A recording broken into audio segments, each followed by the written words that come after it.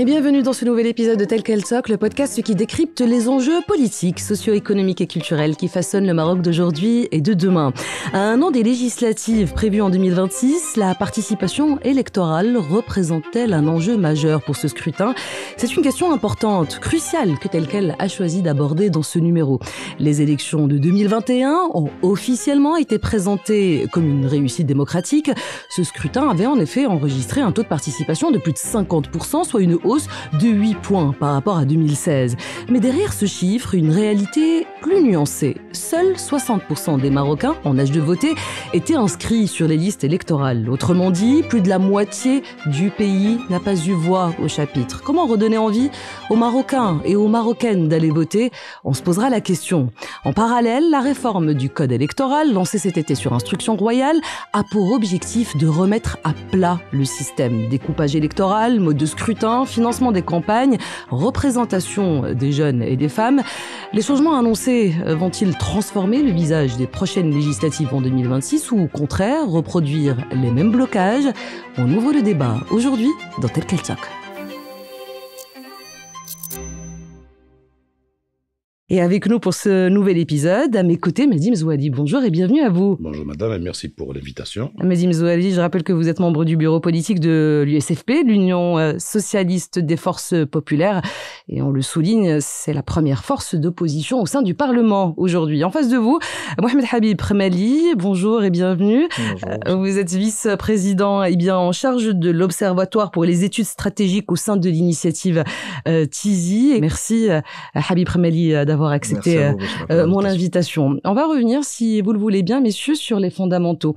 La Constitution 2011, Medim Zouadi, dans son article 30, nous dit que le vote, je cite, est un droit personnel et un devoir national. Fin de citation. Alors, au regard des quelques chiffres que je viens de donner, comment l'acte de voter est perçu au Maroc ? Est-ce que c'est un acte citoyen sacré, un rituel bureaucratique ou apparemment, vraisemblablement, au regard des taux d'abstention, une perte de temps pour certains ? Tout d'abord, moi, je perçois la chose, comme beaucoup d'analystes peuvent le constater, comme étant pas un devoir national, comme vous avez dit. Mmh.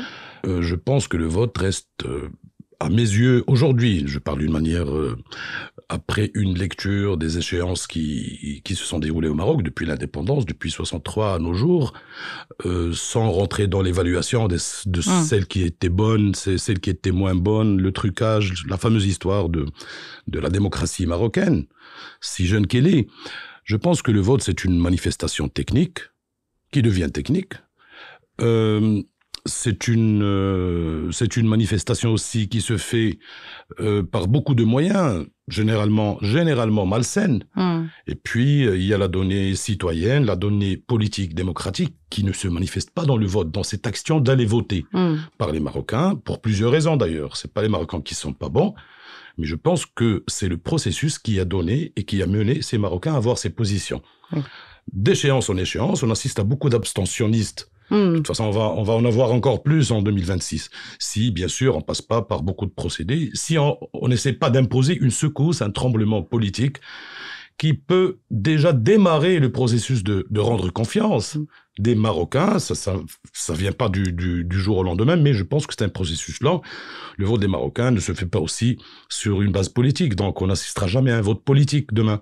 Oui. C'est un vote, pas sur les politiques, pas sur les résultats, mais un vote. Si on garde les mêmes paramètres de ce qu'on a vu lors de ces dernières élections de 2021, je pense qu'il n'y aura pas grand changement. Il y aura un changement de 10% sur les sièges, sur les résultats, etc. Oui. Un taux d'abstention qui va être encore plus élevé parce qu'il n'y aura que les élections législatives. Habib Remali, je rappelle que vous êtes vice-président de l'initiative Tizi. Je vous repose la même question. L'acte de voter, comment il est conscientisé au Maroc ? Comment il est perçu ? Et puis notamment par la jeunesse marocaine qui est hélas en tête des abstentionnistes. Moi, je rejoins parfaitement l'avis de Simedi. Aujourd'hui, le vote au Maroc ou bien l'exercice législatif, il est ce qu'il est. Et malheureusement, on remarque cet absentéisme de plus en plus. D'ailleurs, si on parle chiffres du côté des jeunes, on a remarqué une chute entre 2011 et 2021. On passe à peu près de 30% d'inscrits jeunes dans les listes électorales en 2011 à à peine 20% en 2021 et avec un taux de participation encore plus bas, donc chose qui fait que témoigner qu'aujourd'hui l'exercice législatif n'est pas une fin en soi. Donc pour moi la priorité aujourd'hui, si on parle du moment qu'on parle de la finalité du vote, il faut considérer comme priorité de vulgariser l'impact de ce vote-là sur les 5 prochaines années de la gestion, qu'elle soit à grande échelle ou bien des collectivités territoriales du Maroc. On se demandera dans quelques instants qui est réellement le responsable de cette désaffection réelle ou supposée des Marocains de la politique, parce qu'il y a cette étude aussi assez surprenante qui a été dévoilée récemment par l'Institut Afrobaromètre sur la participation citoyenne en Afrique, une étude comparative, on le rappelle, sur 39 pays, Mehdi Mzouari. Ce rapport nous dit qu'au Maroc, eh bien, l'intérêt pour la vie politique est réel, mais que paradoxalement, eh bien, le taux de participation électorale est l'un des plus faibles en Afrique. Est-ce que ce constat, vous surprend, Mehdi Mzouari ? Franchement, il ne me surprend pas parce que ça a été démontré visiblement lors du 20 février, d'ailleurs. Oui. Il y avait les jeunes qui étaient dans la rue, donc il y avait une forte demande de la politique, sur la chose politique, sur les affaires publiques, etc. Mais c'est une présence qui est massive et qui ne s'impacte pas sur le procédural, l'institutionnel, sur le vote, sur la participation au processus électoral, etc. Donc, la jeunesse marocaine, elle a une forte demande de la chose publique, de la politique, elle s'intéresse, elle suit à travers les réseaux, à travers les débats, etc. Mais cet intérêt reste bloqué dans des manifestations autres que participer au processus électoral. Donc, ça me surprend pas parce que on connaît la réalité de notre jeunesse. Moi aussi, j'étais militant jeune dans mon parti et on était confrontés, bien sûr, à ce phénomène depuis longtemps. Mais ça ne fait que s'accentuer de plus en plus. Le désintérêt, le gouffre du désintérêt devient encore plus grand que avant, mais je pense que il y a une responsabilité qui est partagée d'une manière ou d'une autre pour ne pas échapper. Bien sûr, les partis politiques, ils ont une responsabilité aussi, mais le processus, la décision publique, l'État aussi, la régulation qui a été faite et qui se fait toujours sur le processus, qui est là d'ailleurs, comment on essaye d'imposer une carte politique, comment on essaie d'imposer des candidats eux-mêmes, qu'on essaie d'imposer une majorité qui était visiblement connue avant même les résultats de 2021 et qui étaient très contradictoires pendant leur campagne électorale. Donc c'est beaucoup d'éléments qui font que on ne peut être en tant que jeune que désintéressé d'aller participer à une scène de théâtre, comme disent les jeunes d'ailleurs, ou un carnaval démocratique entre guillemets. Et de ce fait, je pense que il y a une responsabilité aussi commune à faire revenir ces jeunes, à faire revenir ces citoyens d'une manière générale, parce que c'est pas un phénomène relatif qu'aux jeunes, mais qu'aux citoyens, la classe moyenne, les intellectuels, les cadres, etc., qui sont désintéressés de la chose publique d'une manière générale. Alors, vous l'avez bien expliqué, Mehdi Mzouari, l'abstention n'est pas forcément un signe de désengagement de la politique, mais qu'est-ce que c'est qu'au juste, en fait, l'abstention ? Comment elle se décline concrètement ?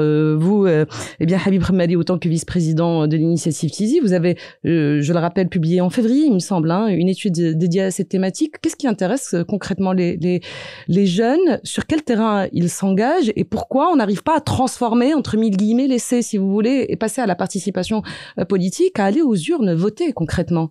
Justement, Bouchra, en tout cas, moi, ce que je dis, c'est que la jeunesse n'est pas politique. Elle est politique autrement. Alors dites-nous, oui. Et, parce qu'aujourd'hui, les manifestations politiques des jeunes sont tout sauf au sein des organisations, tout sauf au sein des partis politiques. On va les trouver autour des discussions dans les réseaux sociaux, parfois dans des manifestations. Pardonnez-moi, je vous coupe. Ça voudrait dire que des partis, par exemple, pas que l'USFP précisément, mais qui ne savent pas écouter les jeunes. Oui. C'est une moyenne mondiale. L'intégration des jeunes dans les structures, c'est entre 3 et 6% au niveau mondial. Au Maroc, on est à 3, 2,5%. Mais c'est une logique mondiale. Que le jeune soit dans la structure politique, c'est pas c'est pas propre au Maroc qu'il ne soit pas là. Oui. Mais je pense que sur le plan mondial, il y a cette intégration qui est de 3 à 6%. D'ailleurs, c'est des études scientifiques qui l'ont démontré. Moi, je vous rejoins parfaitement. Je parle pas uniquement des partis politiques, mais aussi des associations et d'autres organisations qui permettront de cadrer ces discussions autour des politiques publiques et de l'intérêt général. Aujourd'hui, on voit beaucoup de manifestations, comme je disais, même artistiques aujourd'hui, qui font preuve de scène politique. Mais aujourd'hui, est-ce qu'on se demande la question, qu'est-ce qui interrompt la concrétisation de cet intérêt de la jeunesse? Pour nous, et selon les différentes discussions qu'on a eues auprès des jeunes, c'est principalement un manque de confiance qui a été construit et qui a drastiquement grandi pendant les dernières années, et qui est dû principalement à ce qu'on voit toujours par rapport à tout ce qui est tenue des promesses lors des campagnes électorales. Et ceci, pour nous, est aussi lié à ce qu'on est en train de voir aujourd'hui, qui est cette perte d'idéologie gauche-droite au Maroc, qu'on voit de plus en plus. Oui. Merci de me tendre la perche, c'est justement l'une des questions fondamentales que j'allais poser. Vous allez plus vite, un peu plus la musique, j'allais la poser dans quelques instants. Non, justement, parce que c'est lié, je voulais... Mais c'est vrai, on peut concrètement se poser la question, est-ce que le clivage gauche-droite fait-il encore sens aujourd'hui? Est-ce que le débat politique n'est pas cannibalisé quelque part par deux grands partis? Par exemple, on parle constamment dans les médias, Medim Zouali, du duel RNI-PJD. Est-ce qu'il fait sens? Est-ce qu'il n'éclipse pas la gauche? Tiens, elle est où la gauche? L'USFP, première force d'opposition au sein du Parlement. On l'attend, ce front de gauche là depuis un moment. On en est où? D'abord, la chose relative à ce clivage gauche-droite, et d'une manière générale, moi je ne fais pas du benchmark pour innocenter notre modèle, non, du tout. Mais je pense que les scientifiques, les grands politologues au monde disent qu'il y a un phénomène qui est mort, c'est l'idéologie. N'empêche que doit y avoir des clivages au sein d'une institution, des idées qui se battent, etc. Malheureusement, depuis au moins 15 ou 16 ans au Maroc, on a construit une dualité artificielle. Qui a fait qu'il y a une composante qui est là, une autre composante qui se bat avec elle. Et c'est pas un débat, c'est pas un combat d'idées, un combat politique, c'est un combat pour is no good. C'est qui va arriver au podium le premier. Et c'est ce qui a été manifesté entre PJD et PAM dans une certaine période de notre histoire. Il y a aussi une dualité, une dualité malheureusement qui est manifestée par 3 partis. Et qui sont, eux, dans la même coalition gouvernementale. Mais je crois que l'USFP, depuis quelques années, a essayé de rassembler ce front de gauche. Mais la gauche marocaine n'est pas la gauche en France, qui a aussi souffre de plusieurs malaises subjectifs, de personnes, d'ego. Et je pense que si l'USFP, en tant que locomotive, et on peut se dire fièrement qu'on est une locomotive de gauche, de par l'histoire, de par beaucoup de paramètres objectifs d'ailleurs, qu'on pourrait bien être maître d'ouvrage d'une initiative pareille. Mais je crois que le dernier de ces partis considère qu'il est, lui, l'aptitude seule à monopoliser cette initiative ou à guider cette... Donc, c'est généralement, on se met d'accord sur les thématiques, sur les orientations. La gauche n'a pas de problème sur ça parce qu'on est pratiquement d'accord sur toutes les questions, à part quelques décalages sur quelques positions. Mais je pense que les égos des personnes, d'autres personnes qui apparaissent à chaque fois et qui font à ce que les initiatives de rassemblement de gauche échouent par la fin. Excuse-moi, je vais juste rebondir rapidement sur oui, tout à fait, ce que vous venez de dire si Mehdi, mais est-ce que vous sentez, pour moi, ce qu'on est en train de perdre aujourd'hui dans le débat public, c'est cet intérêt pour l'idéologie. Le débat aujourd'hui public n'est pas, les gens ne sont plus intéressés ou bien motivés par une idéologie gauche ou droite, c'est plutôt une logique de delivery. Aujourd'hui, le parti avec lequel... C'est le débat public. On fait plus confiance à un parti qui va délivrer. Même le débat aujourd'hui RNI-PJD, c'est qui a délivré. On parle plus d'idéologie. C'est pas islamique versus. Là, vous allez citer Medim Zouali parce que je suis d'accord avec. Vous avez souvent évoqué l'instrumentalisation de la religion politique. C'est Habib dans cette question, mais je pense que on assiste à des opérations de vol d'idéologie, d'identité d'ailleurs. Si le RNI vient aujourd'hui, qui est un parti ultra libéral dirigé que par des patrons d'entreprise, se dire qu'il est un parti social-démocrate, alors que fera demain le l'USFP ou le PPS ou Nabil Mounib ou autres. D'ailleurs, on s'accapare les identités des autres parce que l'État a voulu que ça soit le cheval de bataille de ce gouvernement, c'est l'État social. Alors, si c'est l'État social, c'est un programme national. Alors, on n'a pas besoin que le RNI vienne ou le PAM, et ils le disent d'ailleurs dans leur document qu'ils sont des partis social-démocrates. Nous sommes un parti converti du socialisme scientifique en 75 en social-démocratie aujourd'hui avec Abdelrahim Bouhabid. Donc, d'autres structures qui ne sont pas dans leur réalité, dans leur ADN des partis sociaux. Il n'y a pas de mal à être libéral parce que l'idéologie libérale, c'est une idéologie de liberté, de réflexion, d'initiative libre. C'est pas une idéologie méchante, mais je pense que nos partis, il faut qu'ils assument leur appartenance, leur ADN, leur formation, leur casting, leur leadership, pour être clair avec les Marocains, de toute façon. Et Mehdi Mzouali, il faut peut-être aussi le dire clairement, est-ce qu'il n'y a pas un enjeu de renouvellement des élites aussi politiques ? En parlant par exemple de votre parti, de votre famille politique du SFP, on sait que Driss Chgar est leader depuis une quinzaine d'années. Même chose d'ailleurs pour le PPS. Depuis 11 ans d'ailleurs. Depuis 2012. Depuis 2012, oui. Il est depuis 2012. 13 ans. 13 ans. J'ai dit quinzaine pour arrondir. Pour arrondir dans ce sujet paraît un petit peu c'est pas grand, le seul, c'est pas le seul. On rappellera d'ailleurs. C'est pas le seul d'ailleurs. Oui, bien sûr. La question ne s'évoque qu'avec l'USFP. Elle ne s'évoque pas avec Ben Khélen, ne s'est jamais évoqué avec Nabil Ben Abdallah. Mohamed Nabil Ben Abdallah était à votre siège il y a quelques mois. Alors, vous êtes l'exception d'ailleurs. Et je l'ai exactement, je l'ai interpellé sur ce même questionnement. Il est encore là, c'est par rapport à une décision souveraine des socialistes, des USFPistes. On rappellera d'ailleurs que votre futur prochain congrès national se tiendra la mi-octobre, il me semble. 18-19 octobre. Et Driss Chgar est bien parti pour embrayer sur un quatrième officiel, mais je pense que les militants vont le porter à être dans ce quatrième mandat. Alors, disons que, et ça les études et les enquêtes le démontrent, à part le PJD, peu de partis font montre, on va dire, d'une démocratie réelle en interne, j'entends, de leur structure. Forcément, ça impacte la confiance des citoyens. De quelle manière, les jeunes sont interpellés par ce point précisément, Habib Remali ? C'est un point qui joue un grand rôle dans la confiance surtout des jeunes, parce que... Oui.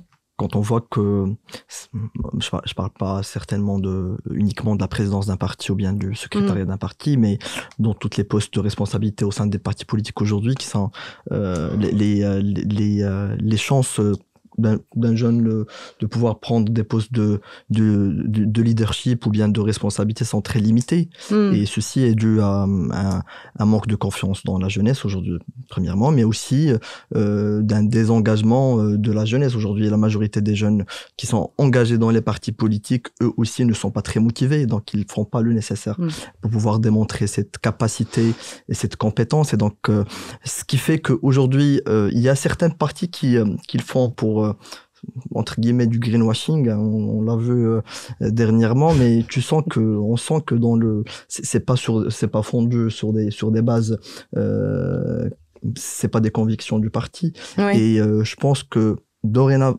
plutôt dans le futur, les partis qui vont pouvoir bien se positionner sont les partis qui vont commencer à ouvrir dès les prochains jours les portes vers de la jeunesse, parce que clairement que même si Driss Chgar, avec tout le respect que j'ai pour lui, ne pourra pas avoir un cinquième ou un sixième mandat. Mais c'est pas lui de décider d'ailleurs, c'est à nous de décider à sa place. De toute façon, moi, ce débat de jeune, pas jeune, me fait vous dites que c'est dommage de sacrifier le politique sur l'autel du jeunisme, justement. Le choix se fait sur la personne valable, puis après les instances, puis après les structures. Je pourrais vous dire que en une année et demie, nous avons restructuré 45 de nos secrétariats provinciaux, avec une moyenne d'âge de 35 à 38 ans. Donc ça, c'est des jeunes. Nous avons un conseil national qui est très jeune. Nous avons un conseil féminin qui est composé de femmes jeunes. Mais je veux pas aussi légitimer ce jeunisme. Mais vous le savez bien, je pense que les personnes valables sont là. Et puis, il y a les structures. On pourrait faire la femme à des quotas très élevés, la jeunesse, les nouvelles idées, les cadres. À l'USFP, il y a de tout. Pardon, mais juste, vous le savez bien, la politique est aussi affaire de symboles et de figures. Absolument. Et apparemment, les jeunes sont en attente aussi de ce renouvellement. Et si la condition la seule pour renouveler, renforcer cette confiance, justement, de la jeunesse en la politique, eh bien, c'est de passer par un renouvellement réel, concret, pas cosmétique, des élites. Automatiquement, on va mettre un jeune à la tête du parti, on va être les premiers demain. Oui. Donc, ça se passe pas comme ça, je pense. Hein. Mais c'est pas un reproche qui est adressé uniquement à l'USFP, c'est vraiment à l'ensemble de la classe politique. Donc il faut faire le politiquement correct, il faut choisir, il faut assumer aussi ses choix. Parce que aussi, avec Driss El Jeghal, on est la 4e force politique, on est passé de 20 à 36 sièges, une bonne représentativité, un groupe parlementaire avec des cadres, des gens qualifiés, des militants en majorité, etc. Il faut voir la sociologie du Parlement, comment elle est. Il faut voir le RNI, le PAM et l'Istiqlal, quelles sont leurs élites, leurs députés. Qu'est-ce qu'ils font? C'est généralement des hommes d'affaires, des gens qui ont des intérêts, qui sont venus. Et ça pose une grande question sur l'avenir de la démocratie marocaine. Alors, c'est quoi les élites demain qui vont faire 2026 et après? J'aime pas parler de 2030 parce que c'est pas une échéance politique. Et 2030, on a à dire si vous voulez qu'on évoque ce sujet. Donc, les gens disent que l'horizon 2030, je m'attends pas à beaucoup de choses. Le contraire, j'ai peur de l'échéance 2030, essentiellement. Habib Ahmadi, vous vouliez oui, je voulais juste réagir avant qu'on passe au prochain chapitre. Pour moi, la représentativité n'est pas au niveau des... Il faut pas l'avoir dans le Parlement. Si je vous demande si midi, aujourd'hui, dans le bureau politique, si on considère la jeunesse marocaine plafonnée à 35 ans, vous avez combien de jeunes dans votre bureau? On est à une quinzaine. En pourcentage? À une quinzaine, on est à 25-30%. Là, on est bien, on veille à ce que les jeunes qualifiés. Moi, à mon âge, j'ai 48 ans. J'ai 33 ans de militantisme. Je suis d'une partie sociale, etc. Et je suis arrivé que le dernier mandat à être dans le bureau politique. Donc, dans d'autres partis, il y a des gens qui viennent, qui sont les cousins ou bien les beaux-frères, ou bien qui viennent rentrer dans les hautes structures du parti. D'ailleurs, il y en a même qui sont en prison, qui sont dans le bureau politique et pour des affaires de corruption, etc. Je pense pas uniquement nous, mais des structures qui respectent ce processus de graduation, de faire preuve de militantisme, de savoir-faire, etc., pour atteindre le bureau politique d'un parti. Et je crois qu'il y a beaucoup, comme moi d'ailleurs, qui ont fait preuve et qui sont arrivés à être dans le leadership de notre parti. Alors, comment mobiliser les jeunes et les Marocains? On insiste beaucoup sur les jeunes aujourd'hui, puisqu'on rappelle quand même qu'ils représentent un tiers de la population marocaine, mais plus globalement aussi les Marocains et les Marocaines. Pas mal d'éditorialistes, c'est une question que j'adresse à vous deux, disent qu'aujourd'hui les campagnes digitales jouent désormais un rôle fondamental dans les campagnes électorales. D'ailleurs, vous, Mehdi Mzouali, lors de la campagne électorale 2021, vous aviez supervisé la mise en place du back-office digital du parti auquel vous appartenez. Tiens, je vous pose la question à vous du coup. En premier, l'outil numérique, est-ce que c'est un réel vecteur de mobilisation aujourd'hui? Ça va devenir le vecteur le plus décisif avec l'usage du digital et l'intelligence artificielle. Alors, 2026, si nous, d'abord, c'est l'État, si on ne met pas en place une réglementation pour faire face, d'abord, à la manipulation algorithmique, aux deepfakes, à beaucoup de choses qui vont sûrement orienter les choix des électeurs vers cette situation ou vers l'autre. Donc, il y a pour moi, le digital aujourd'hui dans la politique, s'il n'est pas réglementé, c'est une menace pour toute la démocratie. Mais comment on réglemente concrètement? En règlement, c'est mettre en place des instruments, des lois, d'une instance, comme ça se passe en France d'ailleurs, en Angleterre, en Allemagne, aux États-Unis. Ils ont mis en place des structures, une loi, des réglementations pour déjà combattre les deepfakes, la manipulation, et on se rappelle bien de la vieille histoire de la première campagne de Donald Trump, quand ils ont suspecté les démocrates que la Russie était dans la manipulation électorale des États-Unis. Et c'était vérifié. Donc, on a peur que demain vienne à ce que nous serons victimes, les Marocains, pas seulement tous les Marocains, et tout le Maroc sera victime d'une manipulation quelconque. Étrangère, ça va être encore plus dangereux, mais même à l'intérieur, je pense qu'il faut réglementer, qu'il faut garantir l'équilibre et l'équité des chances et des moyens d'ailleurs. Je pense à Habib, vous avez vu un rapport méta sur l'argent dépensé pendant la campagne électorale, et je pense que 6 millions de dirhams dépensés seulement par le RNI que sur WhatsApp et Instagram, On n'a même pas vérifié sur les autres réseaux, sur les autres Google, etc. Je pense que l'État, il est temps pour faire une réglementation, un moyen, une instance, une commission nationale de suivi qui a les moyens, les pouvoirs pour arrêter les choses qui vont venir, parce que l'usage de l'intelligence artificielle, je pense que demain, il va être très néfaste si on se prépare pas d'une manière technique et réglementaire pour faire face à ces fléaux d'ailleurs. Vous, Habib Khemali, au sein de l'initiative Tizi, vous intéressez évidemment beaucoup à cette question du numérique. Quel est l'état des lieux que vous faites concernant la communication des politiques sur les réseaux sociaux? Est-ce que c'est efficace? Est-ce que c'est ciblé? Est-ce qu'il y a trop de fake news? Ou est-ce que justement, il y a quand même une responsabilité dans cette communication? Est-ce que nos hommes et nos femmes politiques savent utiliser l'outil numérique? Alors, moi, j'inscris tout ça dans un cadre plus global, qui est la communication politique. Parce que ça fait partie de la communication politique aujourd'hui, qui est, pour moi, mal adapté aux jeunes. Qui n'est pas du tout adapté aux jeunes. On a vu un parti qui a essayé de faire un petit effort en 2021 à récolter les récompenses, mais il faut commencer à généraliser cette idée. Maintenant, pour généraliser la communication digitale, il est clairement important de mettre en place le cadre législatif pour sécuriser cet exercice. Aujourd'hui, malheureusement, on l'a vécu en 2021, mais depuis 2021 jusqu'à aujourd'hui, on ne voit plus de communication digitale. Donc c'est quelque chose qu'il faut généraliser, pas uniquement pour les activités législatives, mais de manière générale pour l'activité politique. Aujourd'hui, toutes les orientations stratégiques de l'État, tout ce qui a été mis en œuvre. Parce qu'il y a une différence évidemment entre la communication institutionnelle et la communication de chaque parti. Alors que les partis communiquent quand même pas mal sur les réseaux sociaux. Ce qui fait dire à beaucoup d'ailleurs qu'on est déjà entré dans une sorte de campagne électorale prématurée. Clairement, on le sent de manière implicite, mais je reviens au sujet par rapport à la législation. À la question de la réglementation. La réglementation, c'est très important. Aujourd'hui, avec l'IA, il y a beaucoup de menaces avec la cybersécurité. Aujourd'hui, aussi, du moment qu'on va parler de communication digitale, il y a des données qui se stockent. Est-ce que les partis aujourd'hui ont toutes les compétences nécessaires pour gérer tout ce qui est cybersécurité derrière ces données-là? Donc, il y a tout un aspect à étudier. Je pense que avec tout le chantier qui sera lancé de préparation des élections 2026, je pense que c'est un sujet qui sera évoqué prochainement. Alors, avant de revenir sur les principaux enjeux de la réforme électorale en cours, peut-être un mot sur les thèmes, Mehdi Mezouali, sur les thèmes électoraux qui vont marquer ce futur scrutin.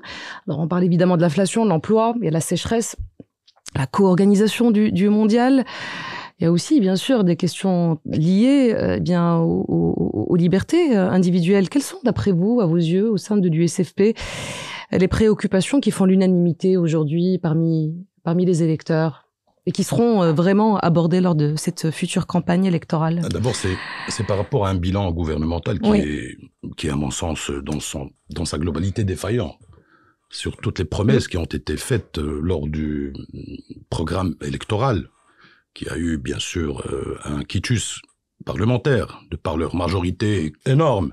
Je pense que sur l'emploi, d'abord, c'est le gouvernement, dans l'histoire du Maroc, qui a produit le plus de chômeurs, au lieu de produire des postes de travail. Nous sommes à 13%, c'était beaucoup plus que les chiffres de la crise cardiaque, d'avant le gouvernement de l'alternance. Aussi sur l'enseignement, sur la santé. Avec tous les budgets énormes dépensés dans ce secteur, on ne fait que créer une élite, de nouveaux riches de l'État social. C'est l'élite des cliniques privées et des constructeurs, les laboratoires médicaux, etc. Et les Marocains ne profitent pas au jour d'aujourd'hui, où est l'hôpital public, qui est un droit constitutionnel, un droit humain, d'autant plus que constitutionnel. Donc il y a énormément de défaillances, aussi sur le casting gouvernemental. Depuis le premier jour, on entend parler d'un gouvernement de compétences. La compétence, la Constitution 2011 a parlé d'un gouvernement politique, pas d'un gouvernement de CV. Quelqu'un qu'on ramène de l'étranger dans une société privée et tout. Moi, je voudrais poser une question à beaucoup de ministres dans ce gouvernement. Est-ce qu'ils ont jamais voté dans leur vie? Est-ce qu'ils ont jamais, et je défie beaucoup de ministres, de ne pas mettre les pieds une fois dans une urne. Et ils viennent demain décider du sort de ce pays et du sort des Marocains dans des secteurs qui sont très sensibles.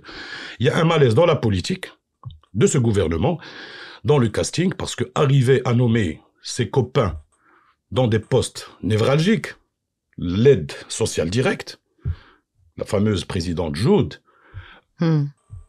nommer son ami directeur d'un grand supermarché, ministre de la Santé, ça devient très, très aberrant et ça devient très sur le plan de la moralité, même pas sur le plan du casting.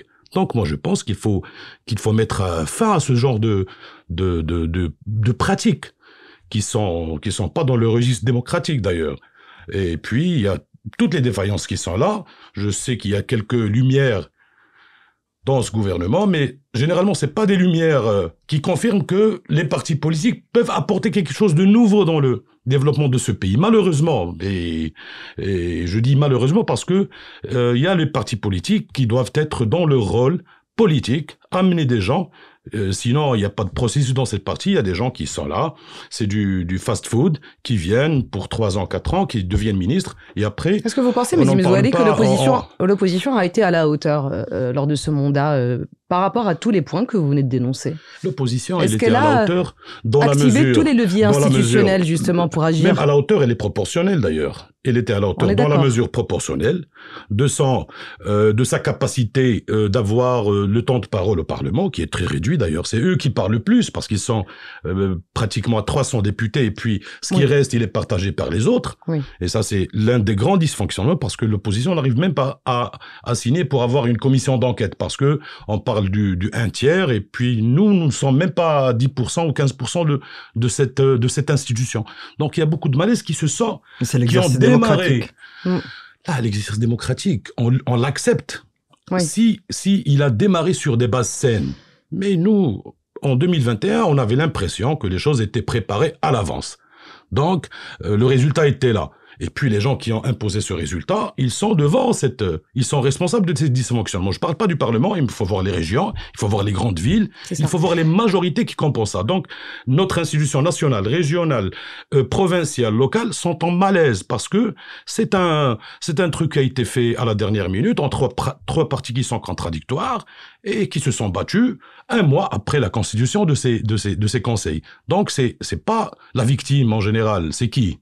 C'est les Marocains, c'est le Maroc, c'est le développement, c'est le pays qui paye la facture, c'est pas eux. Est-ce que vous êtes d'accord, Mohamed Habib Rmali, le regard que les électeurs portent aujourd'hui sur le bilan de l'actuel gouvernement, encore en exercice, et puis aussi peut-être sur les sujets qui les préoccupent le plus en vue de ce scrutin de 2026?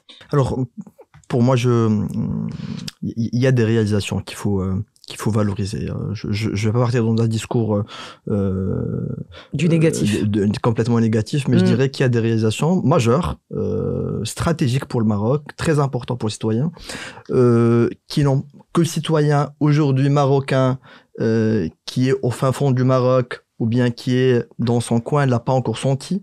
Chose qui est normale. Je ne veux pas les sentir d'ailleurs, parce que même le souverain a parlé d'un Maroc qui se développe en 2 vitesses. On est tout à fait Sauf que les 2 vitesses, il y a une vitesse qui est là, et l'autre vitesse, c'est une vitesse de sous-développement. On n'avance même pas. On est d'accord, mais la différence entre les 2 vitesses a été réduite. J'espère, moi je vois pas le cas. Elle est toujours présente, mais elle a été réduite à mon avis personnel. Aujourd'hui, certes, il y a des choses qui ont été réalisées, mais sur les 25 engagements de l'actuelle majorité, n'ont pas été atteints comme elles étaient prononcées le premier jour. Bon, on dirait que pas mal de chantiers n'ont pas encore été clôturés pour pouvoir se prononcer, mais on voit clairement la tendance de la courbe. Maintenant, est-ce que pendant les quelques mois qui restent, on pourrait se rattraper? Je pense qu'il y a des sujets qui ne sont pas du tout rattrapables. L'emploi, par exemple, malgré qu'une nouvelle feuille de route a été lancée par la primature, ça m'étonnerait qu'on pourrait se rattraper même 10 à 15% de ce qui a été du temps perdu. Maintenant, la santé, l'éducation, qui ont été depuis toujours communiquées comme étant les priorités du gouvernement, est-ce que ce qui a été fait est à la hauteur des attentes des citoyens marocains? Ça m'étonne parce que ce qui a été mis en œuvre aujourd'hui, ce sont des orientations royales et la touche du gouvernement, la touche politique du gouvernement n'a pas été sentie ni par rapport à la communication de ce qui a été fait, ni par rapport, en tout cas dans l'implémentation, on n'a pas senti cet aspect politique, et ce qui fait le lien avec la qualité, plutôt la typologie des profils du gouvernement. Maintenant, juste une petite parenthèse, moi je suis pas du tout d'accord avec vous, Simedi, par rapport au jugement, par rapport au profil, parce que pour moi, un parti qui a réussi l'exercice électoral a tout le droit de choisir le profil qu'il veut. Maintenant, le jugement doit être fait sur le résultat, pas sur le profil. Le résultat, on est à 80%. Moi, je pense que je suis dans le timing de lui dire que vous avez raté le profil et le résultat d'ailleurs. De toute façon, on est dans la dernière course. De toute façon, la dernière année d'un exercice gouvernemental, il n'y a rien qui se fait, c'est des affaires courantes. Les budgets se ralentissent, les coupes se font, etc. Moi, je voudrais répliquer sur la chance qu'a ce gouvernement, d'ailleurs, qui nous a mené à ce que notre finance publique est menacée, d'ailleurs. Le dernier rapport de la Banque centrale a dit que, pour la première fois, on est arrivé à un déficit budgétaire de 50 milliards de dirhams. Le taux d'endettement de ce gouvernement était le plus élevé de tous les gouvernements, même en période de crise plus difficile que ce que nous connaissons. On connaît une crise hydrique, etc. Mais généralement, la crise du gouvernement, c'est une crise d'idées, et une crise de compétences, et une crise de savoir-faire. Parce que les gens qui ont été impactés par le Covid, comme le monde entier d'ailleurs, le Maroc n'est pas une partie du monde, qui ont été infectés par la guerre en Ukraine, ils se sont bien sortis d'ailleurs. Les pays européens font des avancées considérables dans leur économie. Seul le Maroc qui s'endette pour faire de la politique. Seul le gouvernement marocain qui vend des biens publics et qui les reloue dans ce qu'ils appellent les financements innovants. Mais je pense que c'est une grande escroquerie de vendre le patrimoine national à des sociétés privées et puis je les reloue pour avoir de l'argent pour faire des terrains, etc., pour dépenser sur des politiques publiques qu'on ne sait même pas le résultat, est-ce qu'il va être bon ou pas, mais je pense que... Vous pensez à quelle politique publique au juste, Mehdi Bzouali ? Et aussi, je vous pose la question, est-ce que le remaniement ministériel opéré il y a un peu moins d'un an... C'était un lifting. Ça n'aura servi à rien ? C'était un lifting parce que, ils ont fait changer 2, 3, 4 ministres maximum, ils ont fait rentrer des secrétaires d'État dont on ne parle même plus.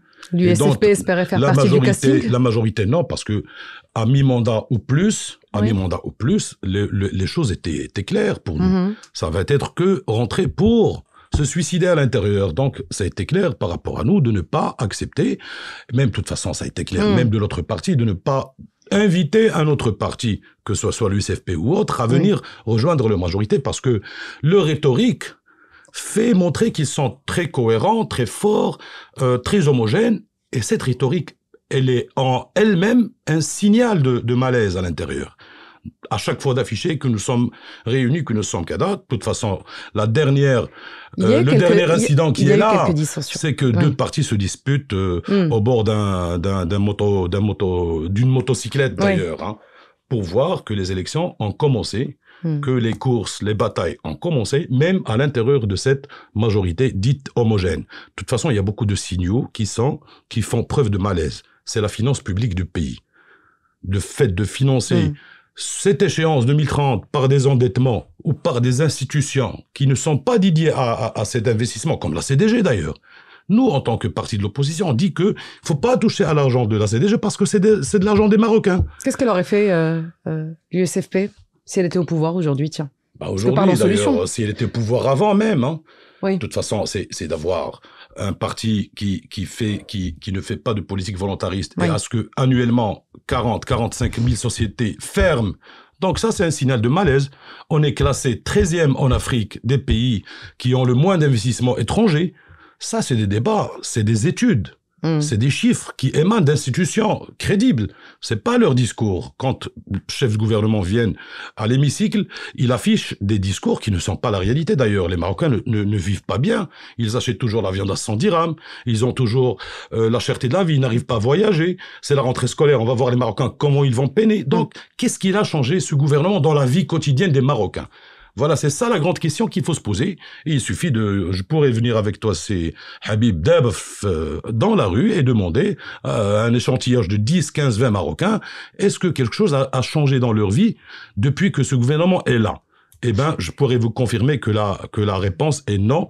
Le contraire. On a régressé, notre pouvoir d'achat a régressé et on n'arrive pas à satisfaire nos besoins primo de leurs enfants, à manger, à vivre décemment dans ce pays. Habib Hamedi, vous voulez réagir? Oui, j'aimerais qu'on revienne également sur la co-organisation du Mondial 2030. Est-ce que c'est un thème électoral comme les autres? Est-ce qu'il va insuffler un nouvel élan citoyen? C'est aussi une thématique qui domine aussi le débat politique aujourd'hui. Je vais rebondir rapidement et puis je reviens au point. Je pense que l'image dans sa globalité est la même entre majorité, opposition et citoyens. C'est juste le genre d'indicateur qu'on va choisir qui va changer le discours. Parce que vous dites tout à l'heure, c'est des indicateurs, ce que présentait le chef de gouvernement, c'est d'autres indicateurs. Mais c'est la même image. Aujourd'hui, c'est le vécu qui jugera.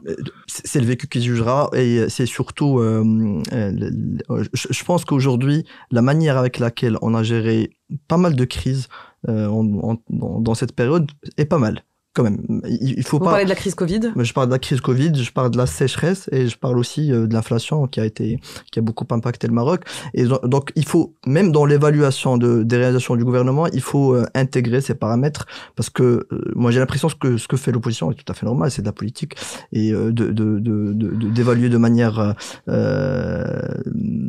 pas du tout neutre, mais il faut intégrer des paramètres qui changent complètement la donne et l'évaluation. Maintenant, si on revient à la Coupe du Monde 2030, ce que j'aime pas appeler... Est-ce que ça va être un vecteur de mobilisation? Je pense que c'est l'un parmi d'autres, parce qu'on a tendance à parler beaucoup du mondial, alors que 2030 est un cap stratégique pour le Maroc. Sur plusieurs sujets, sur l'eau, sur l'énergie, sur le commerce international.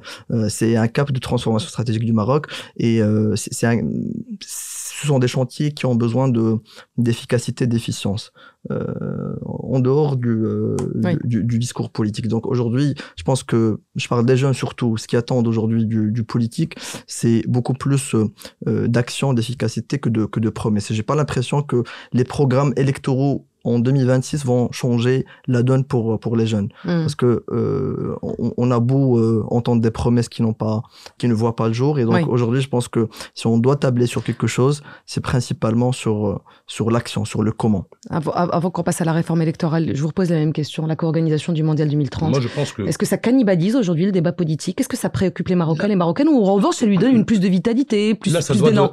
Objectivement, ça doit donner plus de vitalité d'ailleurs. Oui. Mais je crois que les Marocains sentent qu'ils sont devant un événement important. Oui. Mais je pense que ceux qui sont à la tête de la chose publique aujourd'hui se trompent de démarche. Parce que investir seulement dans la structure, elle est importante. Mais accueillir un événement de cette taille nous mène aussi à investir de la même manière dans la structure, à investir dans l'humain, dans le service, dans le marocain, dans la qualification, dans beaucoup de choses qui ne sont pas... qui sont un peu difficiles à faire réussir d'ici 2030. D'ici 2030, c'est dans 4 ans ou bien 5 ans, c'est demain. Donc, mais je pense que investir dans les terrains, dans les routes, dans les structures, dans les hôtels, à ramener des investisseurs, etc., c'est important d'ailleurs. On ne nie pas que l'importance de la chose. Mais omettre d'investir, de faire attention à l'humain, au service. D'ailleurs, vous pouvez voyager au Maroc et voir le service comment il est. D'ailleurs, on va recevoir des milliers, des dizaines de milliers, des centaines de milliers de spectateurs du monde entier. On doit être capable de les accueillir, pas en structure, pas en hôtel, mais aussi en humain, en service, en beaucoup de choses. Donc, c'est une opération un peu, qui comporte beaucoup de paramètres. Mais je pense que le gouvernement, il dépense surtout sur les structures d'accueil de la Coupe du Monde, mais il faut pas jamais oublier qu'il faut investir aussi sur l'humain et sur la capacité des Marocains, sur le respect de l'autre, sur les libertés que vous avez évoquées tout à l'heure, sur les libertés collectives, non seulement individuelles, qui ont régressé, sur la liberté de la presse.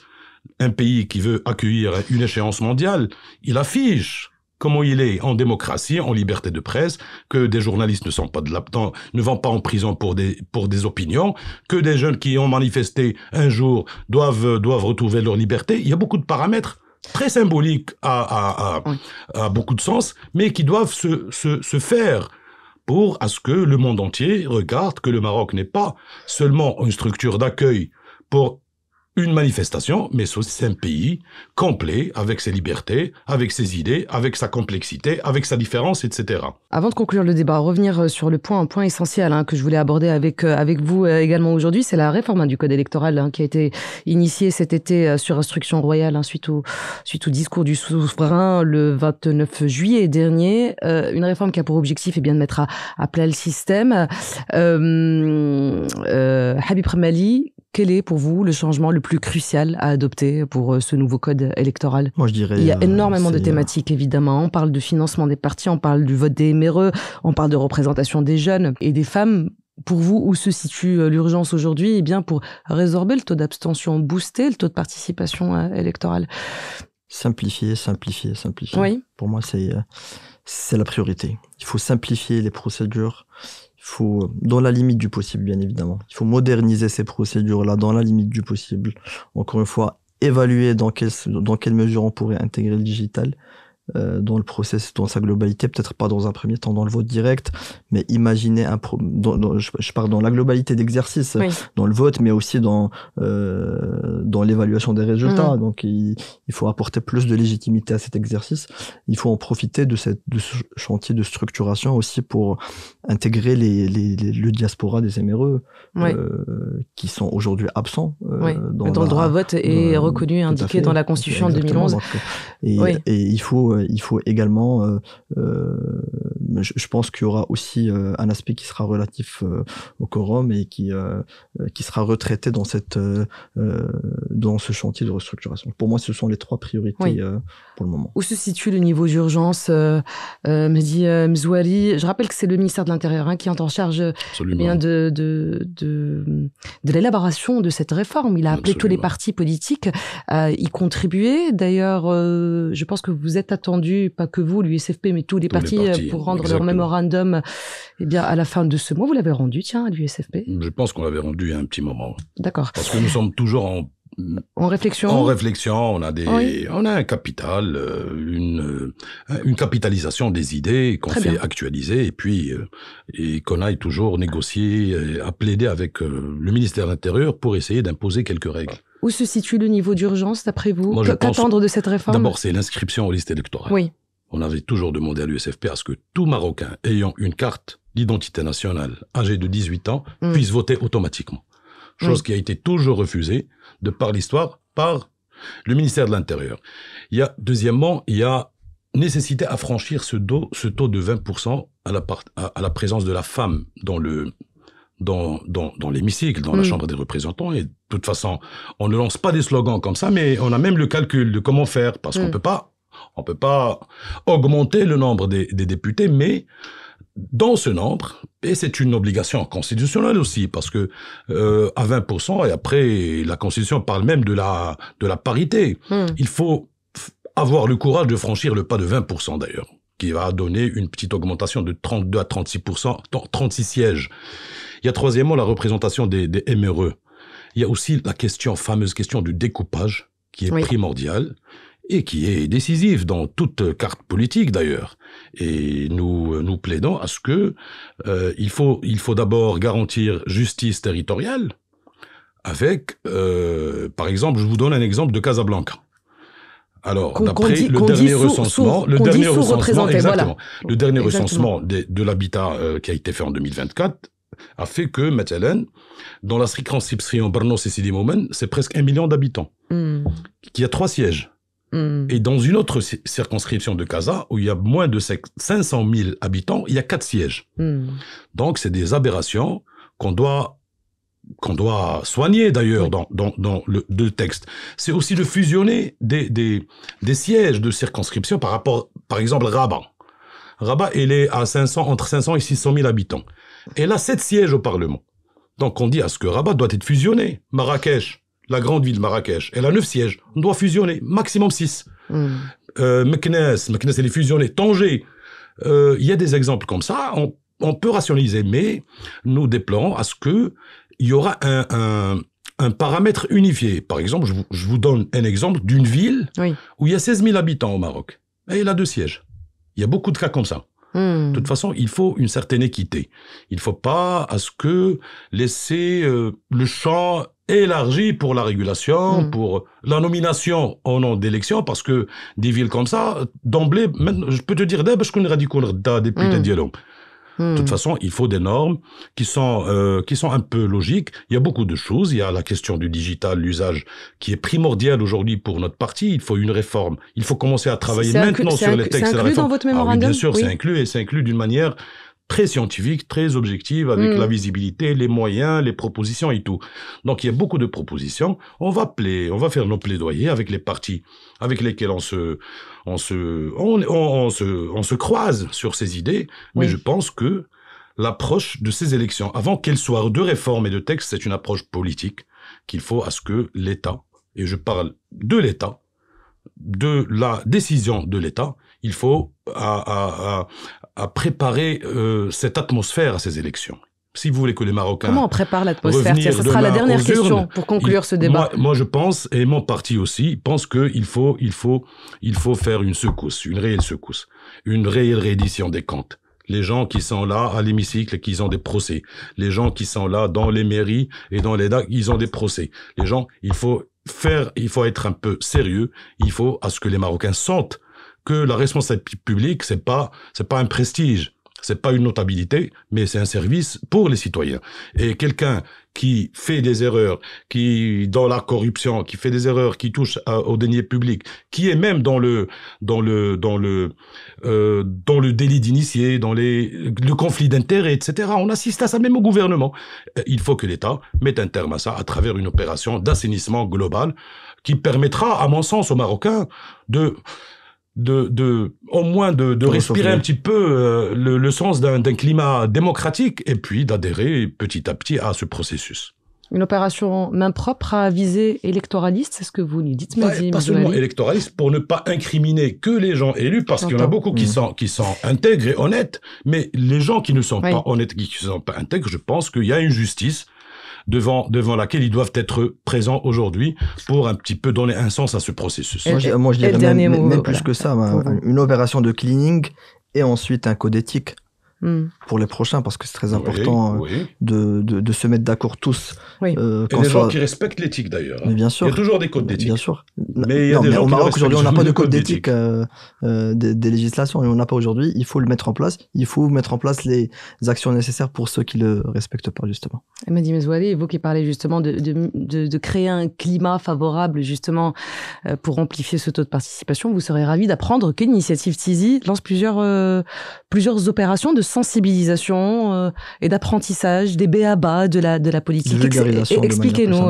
Alors, c'est la priorité de Tizi, c'est de vulgariser la politique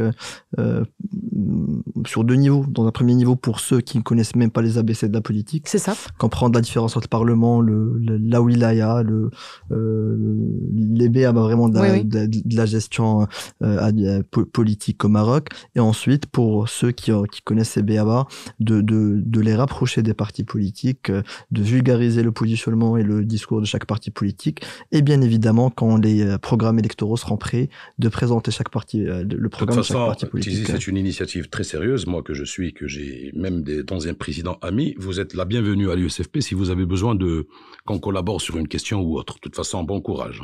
Merci beaucoup, Mehdi. L'invitation est lancée. Mehdi Mezouali, merci infiniment d'avoir accepté mon invitation. Je rappelle que vous êtes membre du bureau politique de l'Union socialiste des forces populaires, l'USFP, parti aujourd'hui première force d'opposition au sein du Parlement. Merci encore d'avoir accepté mon invitation. Et en face de vous, c'était Mohamed Habib Remali.